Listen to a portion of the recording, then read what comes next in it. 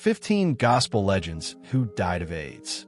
They once lifted entire congregations with voices that shook the heavens. But behind the pulpit, behind the praise, there was a silence far more powerful than the music, a silence about a deadly truth the church never dared to speak. These 15 gospel legends weren't just icons of faith and song. They were victims of an epidemic that swept through sanctuaries, hidden in the shadows of stained glass. Their struggles were hushed, their stories buried beneath shame and silence. Why did the church cover it up? Why were their lives reduced to whispers instead of celebrated truths? At Hidden Black Legends, we're breaking that silence. We're pulling back the curtain on the untold stories of faith, pain, and resilience. Watch until the end as we reveal the truth behind the music and the epidemic the church tried to ignore. And remember, like, comment, and subscribe to help us bring light to the stories they never wanted you to hear. Number 1. Thomas Whitfield. Born in Detroit, Michigan, in 1954, Thomas Whitfield rose to become one of gospel music's most brilliant minds, a composer, arranger, and pianist whose genius earned him the nickname, the Maestro. That title wasn't just flattery. It reflected his rare ability to fuse classical sophistication, lush harmonies, and towering choral structures into a sound that transformed contemporary gospel forever. Whitfield's star began to shine in the late 1970s and blazed through the 1980s. With his group, the Thomas Whitfield Company, he created music that wasn't merely sung, it was preached through melody. Songs like I Shall Wear a Crown, Hold On, Help Is on the Way, and We Need a Word from the Lord became anthems in churches nationwide, celebrated for both their emotional depth and intricate design. Behind the curtain, Whitfield was just as impactful, mentoring Vanessa Bell Armstrong, collaborating with Yolanda Adams, and elevating countless artists with his trademark touch of musical brilliance.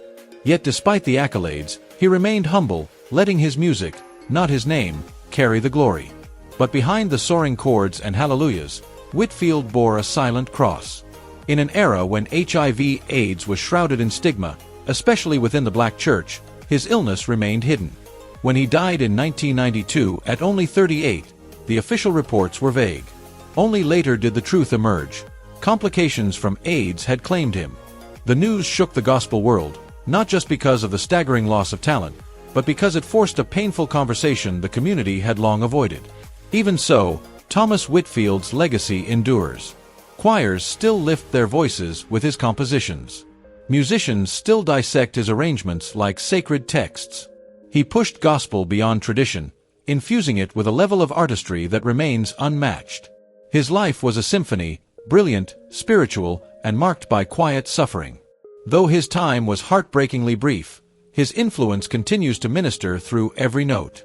Thomas Whitfield remains not only a pioneer of gospel, but also a symbol of genius lost too soon, and a reminder that even extraordinary talent is not immune to the silences surrounding faith, stigma, and the golden age of gospel. Number 2. Keith Pringle. Keith Pringle's voice wasn't just heard, it commanded a room. Born in Detroit, Michigan, he rose to national prominence in the late 1970s and early 80s, forever changing the sound of gospel choirs with a fiery energy and an undeniable spiritual conviction. As the founder and driving force behind the Pentecostal Community Choir, Pringle became a beacon of contemporary gospel, blending soul-stirring vocals with an electrifying stage presence that left audiences breathless. What made Pringle stand apart was his gift for merging the deep, passionate fervor of the black church with the new waves of gospel music that were emerging at the time. Songs like There's a Praise in This House, Jesus, You Brought Me All the Way, and No Greater Love echoed in sanctuaries across America, while his live recordings became treasured staples in gospel households. His soaring tenor could lift a congregation to its feet, bringing both critical acclaim and a loyal following that felt his music as much as they heard it. But Pringle's impact wasn't limited to his voice alone. A prolific songwriter and mentor, he poured himself into guiding younger artists, always leading with authenticity and faith. His music was never just performance, it was worship, delivered straight from the heart. Behind the spotlight, though, Pringle carried a burden he rarely spoke of. At a time when open conversations about HIV and AIDS were nearly absent in church circles, he struggled in silence. He passed away in the early 1990s, though the exact year and cause were initially left unspoken. Only later did those close to him acknowledge the truth: complications from AIDS. The secrecy surrounding his illness reflected the painful stigma of that era, when many in the church suffered quietly, their stories erased or misattributed. Yet his loss was deeply felt. His songs continued to be sung in churches long after his passing, unknowingly preserving the legacy of a man who had given everything, his voice, his talent, even his health, to uplift others. Today, Keith Pringle is remembered not just for his anointed vocals, but for the weight of spirit he carried in every note. Though the world tried to hide the truth of his death, his music lives on, a lasting testimony of a man whose calling could never be silenced. Number 3. Ron Winans, the quiet soul of a gospel dynasty. Ron Winans may never have been the flashiest member of the legendary Winans family, but his presence was the heartbeat that kept their sound alive.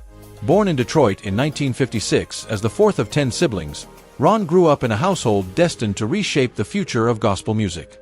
Alongside his brothers Marvin, Carvin, and Michael, he co-founded the Winans, a group whose flawless harmonies and crossover appeal pushed gospel into the mainstream throughout the 1980s and 90s.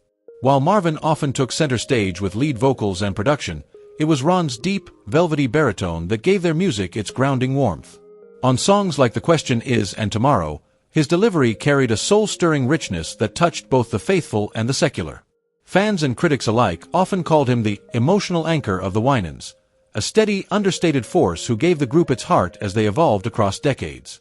Beyond the spotlight, Ron poured himself into ministry.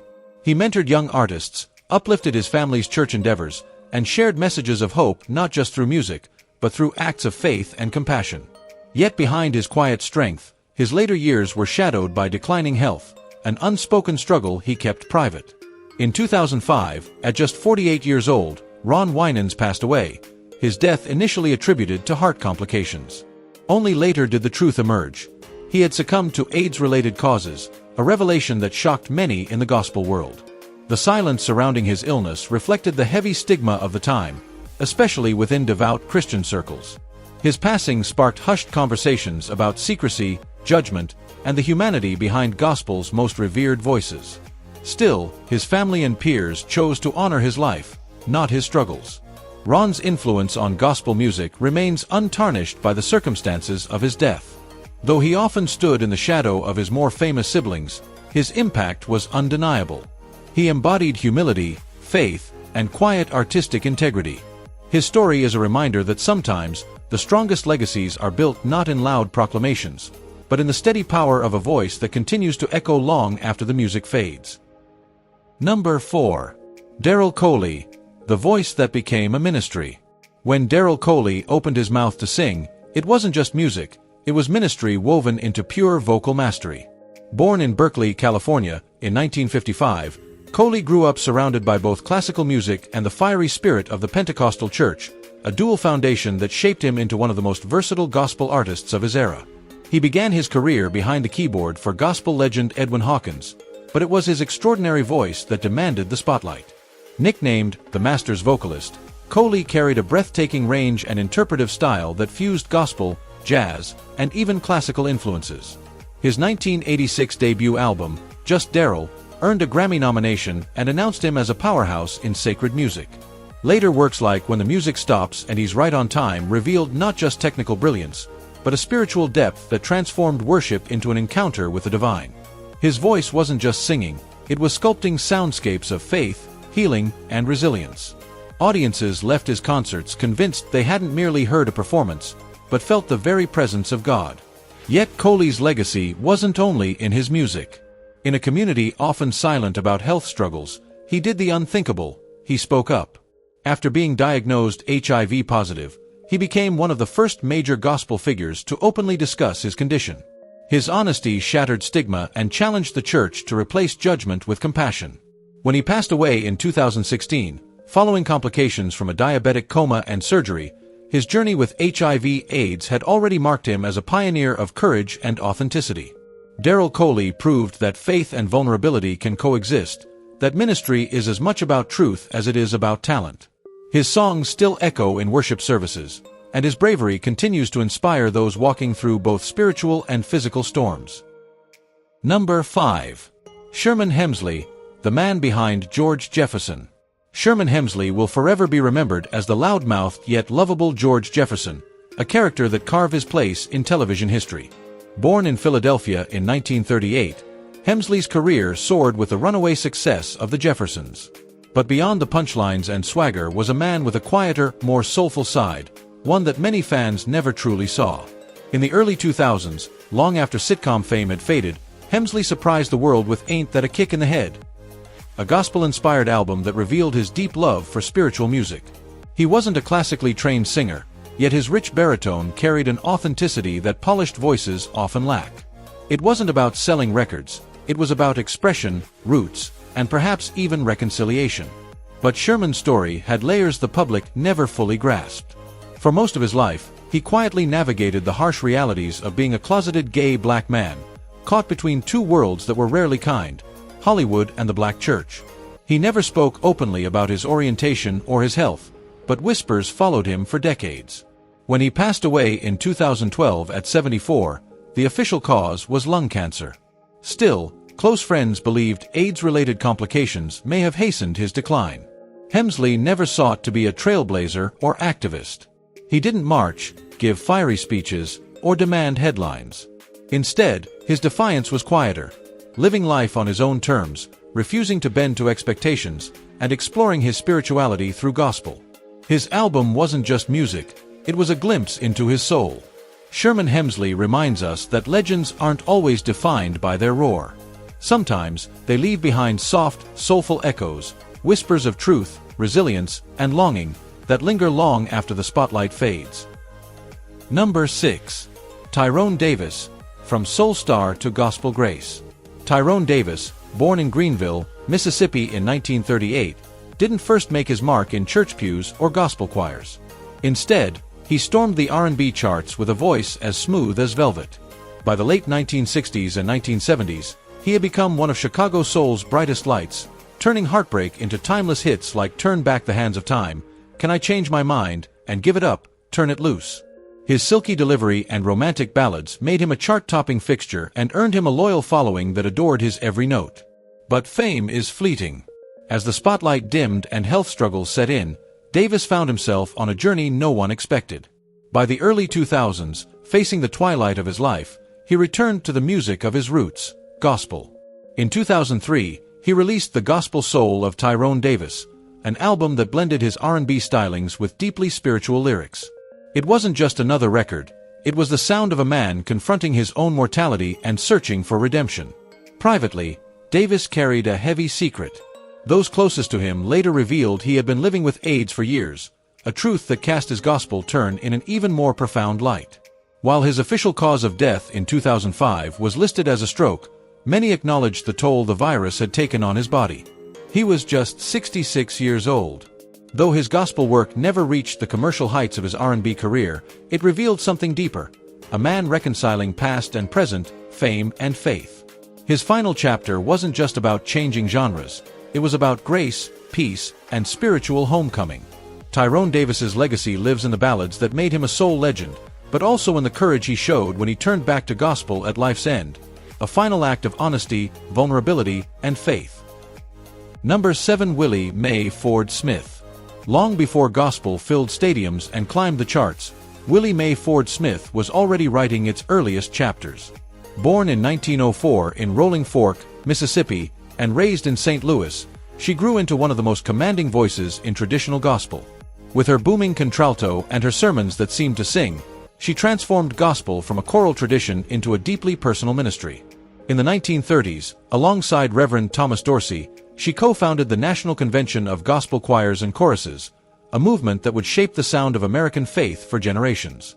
Her fiery performances and teaching seminars molded voices like Mahalia Jackson, who once called Smith her greatest mentor. To young singers, she wasn't just a performer, she was a teacher, a mother figure, and a spiritual anchor. But behind the music lay heartbreak. Even a woman so rooted in faith could not escape the devastation of the AIDS epidemic decades later. Though Willie Mae passed away in 1994 at the age of 89 from natural causes, several of her grandchildren and relatives were lost to AIDS-related illnesses during the 1980s and 1990s. In those days, the grief was hidden, shrouded in stigma, whispered about in church pews, carried silently by families like hers. Her story, then, is larger than her own extraordinary legacy.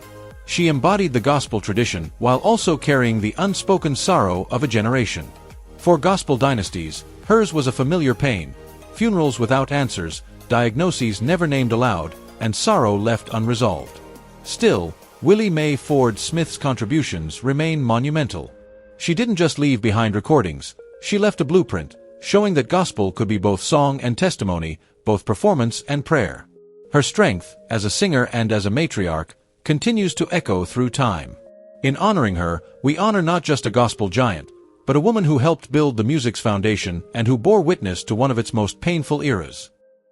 Number 8. Andraé Crouch, the architect of modern gospel. Andraé Crouch wasn't just a gospel singer, he was the architect of a sound that reshaped modern worship. Born in 1942 in California's San Fernando Valley, his gift for music appeared early, and by his teenage years, he was already writing songs, forming groups, and carving out a path that blended spiritual conviction with mainstream appeal. In the 1960s, he founded the Disciples, a groundbreaking group that fused gospel with soul, jazz, and even pop. From that union came timeless songs like The Blood Will Never Lose Its Power, Soon and Very Soon, My Tribute, and To God Be the Glory. Songs that would become fixtures in churches across the world. His artistry didn't just inspire congregations, it caught the attention of the music industry. With multiple Grammys, Dove Awards, and even an Oscar nomination, Crouch became one of the few gospel artists to cross into the mainstream without ever watering down his message. Legends like Michael Jackson, Elvis Presley, Madonna, and Quincy Jones sought his genius, bringing gospel's soul-stirring fire into pop music. He was that rare artist who could lead a revival one night and produce for the king of pop the next. Yet behind the accolades, Crouch lived with a private battle. In his later years, he revealed he was living with HIV, an admission almost unheard of in the gospel world, where silence and stigma often reigned. Though he never disclosed how he contracted the virus, his honesty opened doors for compassion, forcing faith communities to confront illness and humanity in a new light. When he passed away in January 2015 at the age of 72, officially from a heart attack, many knew his health had long been weakened by complications from HIV. Still, his courage in speaking out left a legacy that went beyond music. It changed conversations inside the church itself. Over the course of his career, Crouch wrote more than 300 songs, mentored countless musicians, and forever expanded the boundaries of gospel music. He didn't just compose melodies. He wrote the soundtrack of modern Christian faith, one hymn at a time. Number 9. Reverend Dr. William H. Gray III, A Life of Service, A Legacy of Truth. Reverend Dr. William H. Gray III was more than just a man. He was a force. Pastor, politician, professor, civil rights leader. He wore every title with conviction and purpose. Born in 1941, Gray carried forward the legacy of 3 generations of ministers, stepping into the pulpit of Bright Hope Baptist Church in Philadelphia, a congregation long rooted in activism and faith. But Gray's influence reached far beyond the church walls.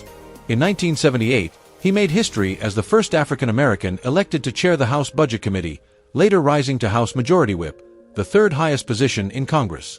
From that seat of power, he championed education reform, economic fairness, and global justice. Perhaps most memorably, he became one of the loudest American voices demanding sanctions against apartheid South Africa. Even while shaping policy in Washington, Gray never abandoned his congregation. On Sundays, he preached with fire, merging scripture with social vision, theology with politics. That rare ability to straddle both worlds earned him admiration from faith leaders and lawmakers alike. Yet behind his towering accomplishments, Gray carried a private struggle.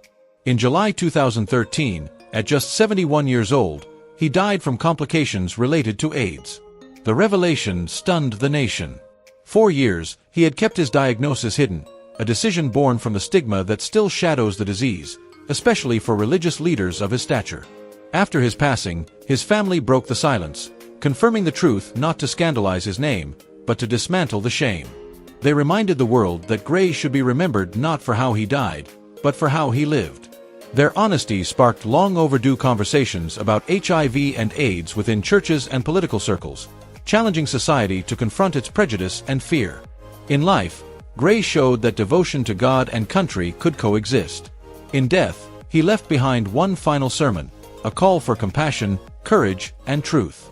His legacy remains unshakable, a bridge between the pulpit and the halls of power, woven into the very fabric of American history. Number 10.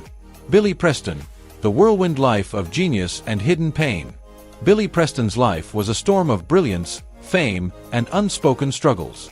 Born in Houston, Texas in 1946 and raised in Los Angeles, he was celebrated as a child prodigy, a keyboard marvel who played alongside Mahalia Jackson at just 10 and dazzled with Nat King Cole by 12. By his teenage years, he was already recording albums and touring the world, his music steeped in gospel but destined to break free of church walls. His mastery of the Hammond B3 organ caught the ear of none other than the Beatles, who invited him into their sessions. From Get Back to Something, Preston's fingerprints shaped their sound, earning him the title, the Fifth Beatle. But his reach didn't stop there.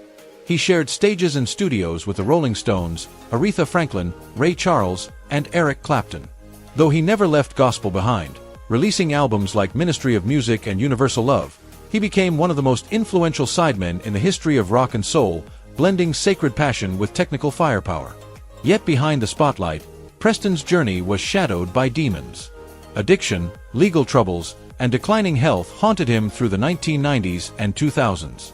Battling kidney failure, he spent his final years in long-term care. When he passed in 2006 at only 59, the truth came out. His death certificate revealed pericarditis caused by AIDS-related complications. The revelation stunned fans, exposing a silence rooted in stigma, a silence that had weighed heavily on many black artists of his era. Still, Preston's legacy refuses to fade. He was a musical chameleon who brought gospel reverence into rock arenas and infused nightclubs with the spirit of Sunday morning. His story is bittersweet, a reminder that genius can light up the world while quietly carrying unbearable pain. Number 11. Teddy Pendergrass, a voice that refused to be silenced. Teddy Pendergrass wasn't just a singer, he was a storm, a force of nature that could move an audience with a single note. Born in Philadelphia in 1950, his career began quietly, keeping rhythm as a drummer for Harold Melvin and the Blue Notes. But soon, his rich, commanding baritone demanded the spotlight.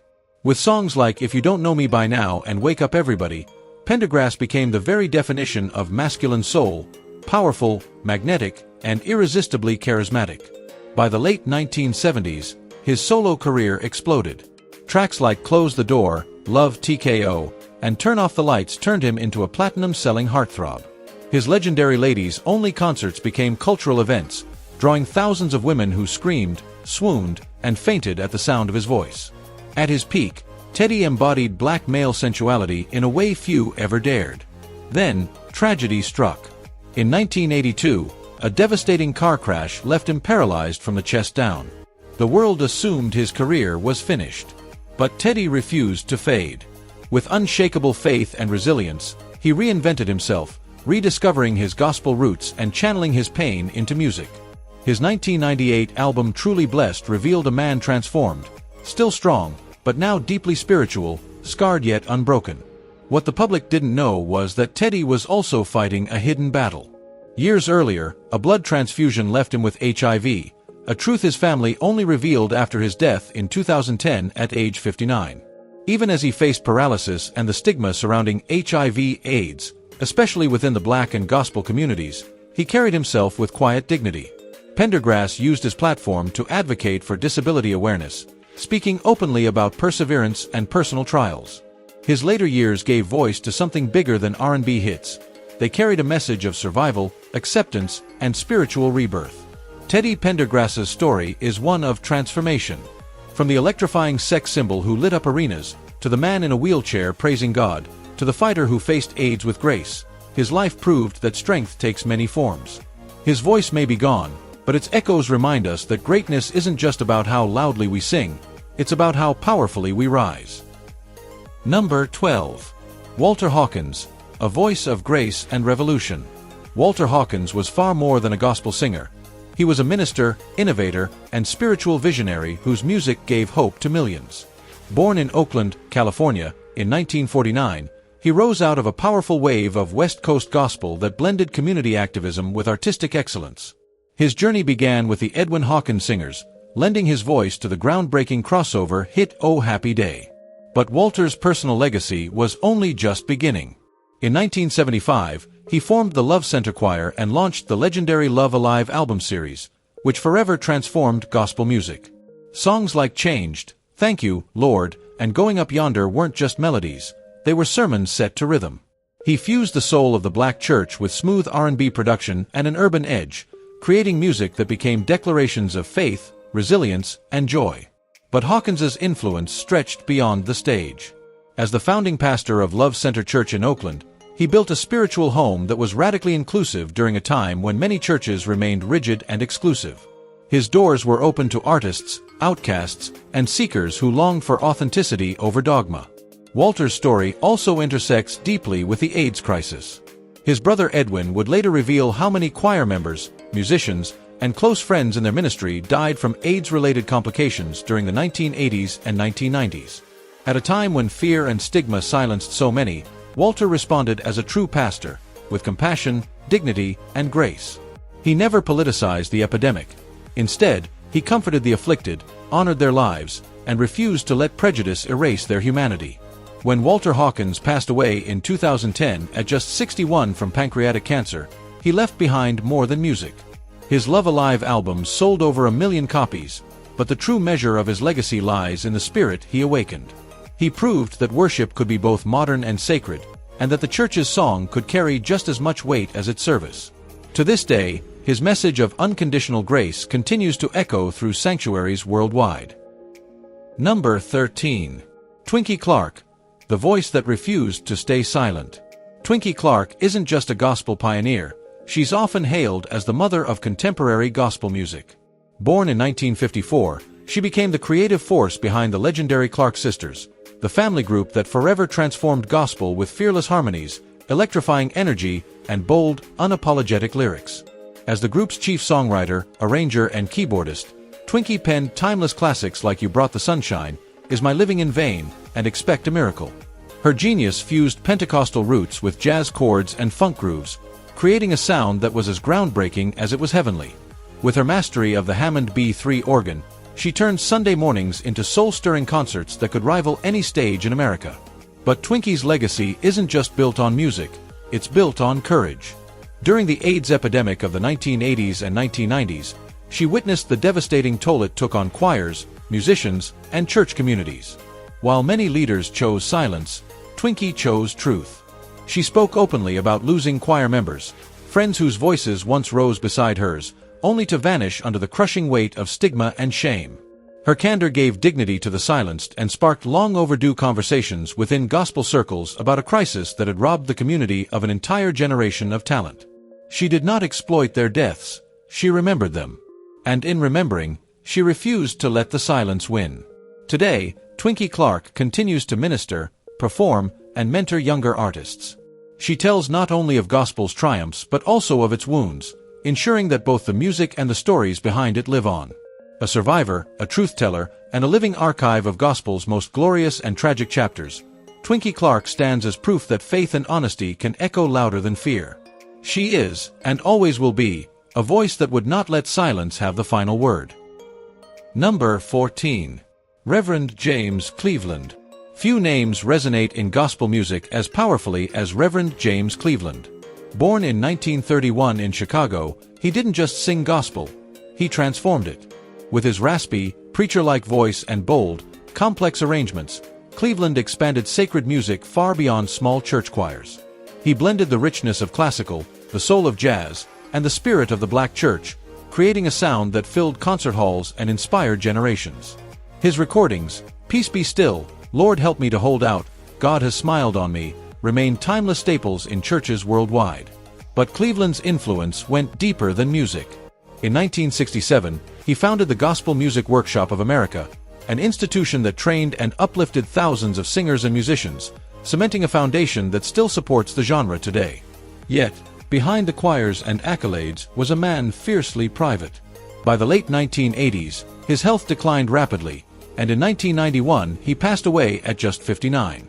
Official reports cited heart failure, but whispers of AIDS-related complications shadowed his legacy. In an era when stigma and silence weighed heavily on the black church, questions about his health and private life lingered long after his passing. But none of that overshadows what he gave the world. Cleveland democratized gospel, carrying it onto crossover charts, into living rooms through television specials, and into the hearts of millions. He bridged old-school tradition with modern expression, inspiring everyone from Aretha Franklin to Kirk Franklin. Though his final days remain shrouded in speculation, the truth is undeniable. James Cleveland gave gospel music a future. Whatever private battles he fought, they never defined him. His voice, his arrangements, and the institutions he built live on, echoing every Sunday morning in choirs across America, where the spirit he nurtured still moves. Number 15. Dr. Donald Curlin may not have been a household name like others on this list, but his story is one of the most powerful and most heartbreaking.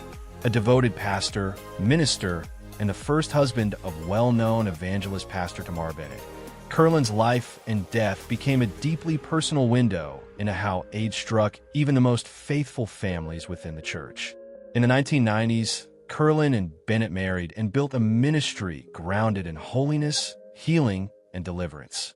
Their marriage appeared unshakable, a living testament to God-centered love and shared spiritual purpose. But in 1999, everything changed. After sudden health struggles, Curlin rushed to the emergency room, where doctors delivered the devastating diagnosis: AIDS. The revelation stunned his wife and their church community. According to Bennett, Curlin privately admitted he had contracted HIV before their marriage, but never disclosed it, fearing the crushing judgment he knew would follow. Out of loyalty and love, she kept his secret, standing by him through the painful final stages of his illness. His decline was swift and brutal, marked by dementia, seizures, and countless complications. In June 2000, at only 40 years old, Dr. Curlin passed away. Years later, Bennett broke her silence. In her documentary Journeys of Faith, she told their story in raw, unflinching detail, not to shame, but to minister. Her mission was clear: to educate the church, to destigmatize AIDS, and to replace silence with compassion. She emphasized that Curlin had not been unfaithful, but had lived in fear of the stigma that disclosure would bring. Though his life was tragically cut short, through Bennett's testimony, his story became a voice for truth and healing. It remains a sobering reminder of the urgent need for compassion, transparency, and education around HIV/AIDS, not only to save lives, but to dismantle the shame that destroys them in silence. Dr. Donald Curlin may never have been a gospel star, but his story belongs here, because behind so many gospel anthems lie untold stories of pain, secrecy, and grace. His life, and the love that carried him through his final days, has become a beacon for others walking the same dark road. And it leaves us with a haunting question. What does it say about the gospel world when so many of its brightest lights were lost in silence, their truths buried beneath stigma? As we remember these 15 legends, we at Hidden Black Legends believe their legacies deserve honesty, not erasure. Do you think the church has done enough to confront the AIDS crisis within its own walls? Share your thoughts in the comments below.